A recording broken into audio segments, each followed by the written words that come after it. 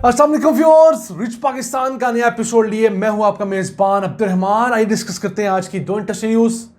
पाकिस्तान के दो शहरों में नए एयरपोर्ट्स बनाने की मंजूरी दी गई है और ये शहर है आज़ाद कश्मीर में मुजफ्फराबाद और सूबा सिंध के अंदर सक्खर।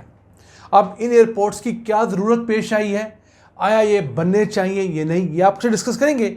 जबकि आज की दूसरी खबर, पाकिस्तान में अंडों को प्रोसेस करने वाली पहली कंपनी अब पाकिस्तान के अंदर ही अंडों को खुश्क करके उनका पाउडर बना के एक्सपोर्ट करने जा रही है। ये मेरे लिए भी एक नई खबर थी, इसे आपके साथ प्रोग्राम के दूसरे हिस्से में डिस्कस करेंगे।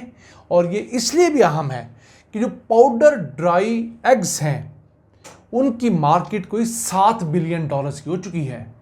आपकी बेकरीज के अंदर, रेस्टोरेंट्स के अंदर ये बड़ी मिकदार में इस्तेमाल होते हैं। इस खबर को प्रोग्राम के दूसरे हिस्से में डिस्कस करेंगे, लेकिन पहले चलते हैं आज की सबसे अहम खबर की तरफ। पाकिस्तान एविएशन अथॉरिटी ने दो शहरों के अंदर नए एयरपोर्ट्स बनाने की मंजूरी दी है।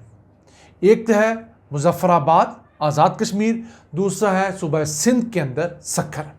अब ये दोनों एयरपोर्ट्स जो अगले 5 सालों के अंदर कंस्ट्रक्ट होंगे और हर एयरपोर्ट पर तकरीबन 2 अरब रुपए की लागत आएगी।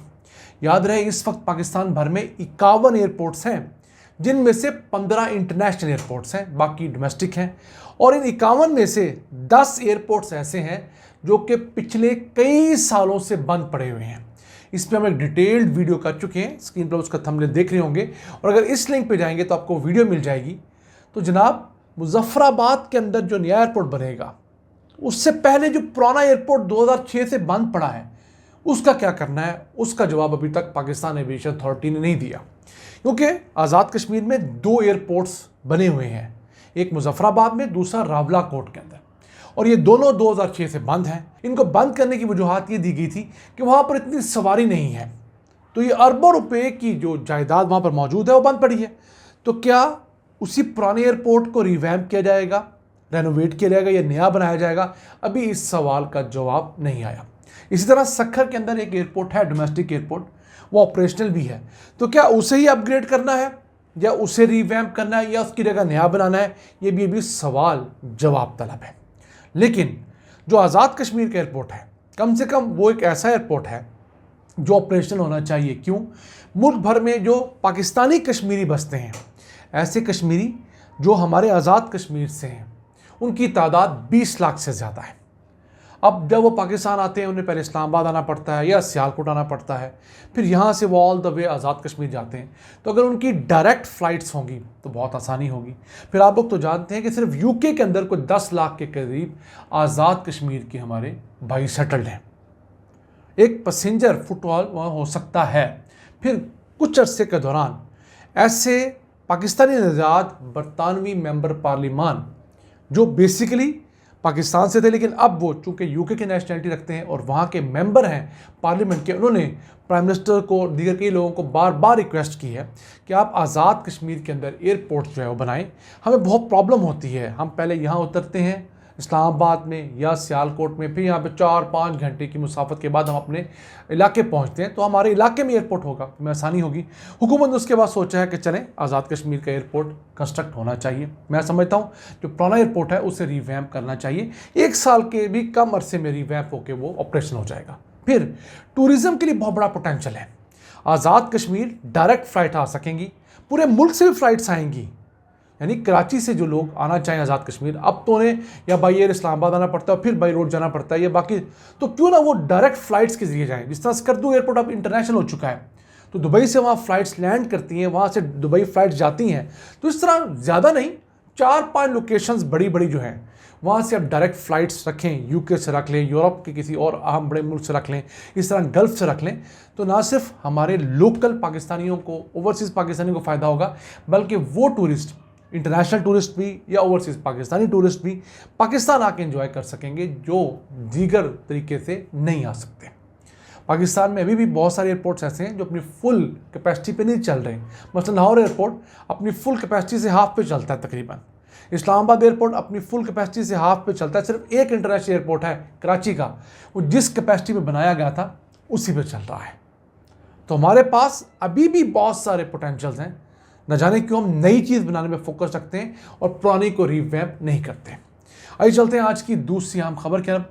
पाकिस्तान में पास्चराइज्ड एग प्रोसेस करने वाली पहली कंपनी अब पाकिस्तान के अंदर खुश्क अंडों का पाउडर बनाया करेगी और उसे एक्सपोर्ट भी किया करेगी। कंपनी है बरकत फ्रीजन एग्रो लिमिटेड। ये पाकिस्तान के अंदर इस वक्त जो आम अंडे हैं हमारे, उनको पास्चराइज करते हैं, उसको तोड़ते हैं और मुख्तलिफ कंपनियों को वो बेचते हैं। किसी को अगर एग वाइट चाहिए तो उनको एग वाइट मिलेगा, किसी को अगर यॉक चाहिए वो यॉक मिलेगा, जर्दी जो होती है। तो ये पूरा बिजनेस है। मेरे लिए एक नई खबर थी, मैंने कहा आपसे ज़रूर शेयर करूं। पाकिस्तान में सिर्फ इस फील्ड की 1.5 लाख टन डिमांड है, क्योंकि बेकरियों के अंदर हज़ारों की तादाद में अंडे इस्तेमाल हो रहे होते हैं। उन अंडों को तोड़ना या उससे पहले वो अंडे चूँकि गंदे होते हैं, आपको पता ही है, तो उनको धोना, फिर तोड़ना, तोड़ने के प्रोसेस के अंदर जो अंडे का शेल गिर जाता है उससे बचाना, वो पूरी हैसल है।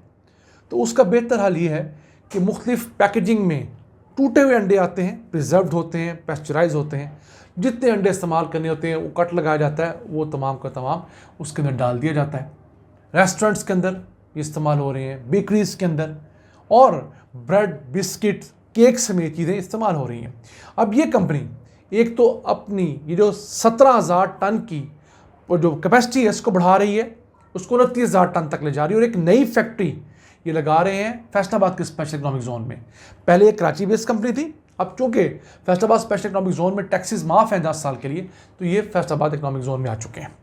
500 मिलियन रुपए की जो नई फैक्ट्री लग रही है, उसमें इन्हीं अंडों को खुश्क किया जाएगा, उनका पाउडर बनाया जाएगा और उन्हें पैक करके दुनिया भर में बेचा जाएगा। अब दुनिया भर में इस वक्त ये जो ड्राई पाउडर एग हैं, इसकी मार्केट कुछ $7 बिलियन की है।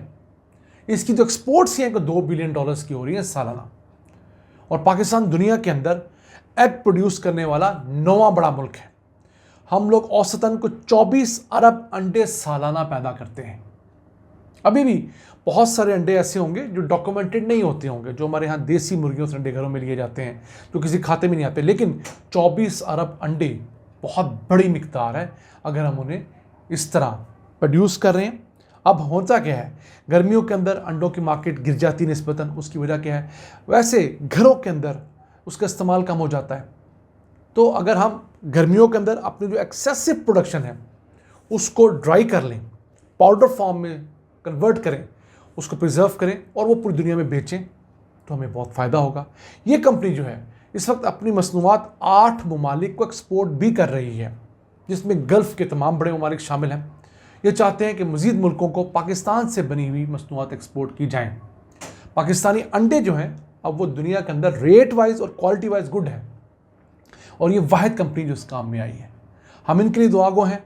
पाकिस्तान के अंदर नए नए बिजनेसेस खुलेंगे, नई नई वैल्यू एडिशन की फील्ड्स आएंगी, तो जॉब्स भी नई क्रिएट होंगी और हमारी एक्सपोर्ट्स बढ़ेंगी, इंपोर्ट्स कम होंगी, क्योंकि हमारी अपनी इंडस्ट्री को इस तरह की चीज़ें चाहिए होती हैं तो वो इंपोर्ट करते हैं।